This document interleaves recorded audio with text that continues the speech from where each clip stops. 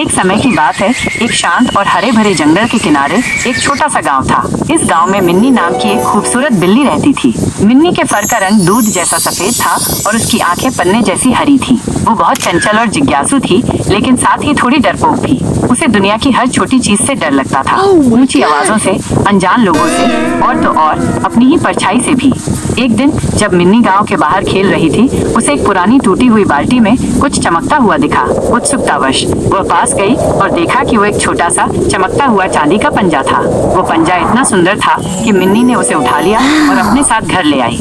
अगले दिन जब मिन्नी खेल रही थी तो अचानक उसे एक बड़े कुत्ते की भौंकने की आवाज सुनाई दी। मिन्नी डरकर कांपने लगी। तभी उसने देखा कि उसके हाथ में जो चांदी का पंजा था वो हल्का हल्का चमकने लगा। जैसे ही उसने उस पंजे को छुआ, अचानक उसके अंदर एक अजीब सी हिम्मत आ गई। उसने कुत्ते की तरफ देखा और एक जोरदार म्याऊं की आवाज निकाली।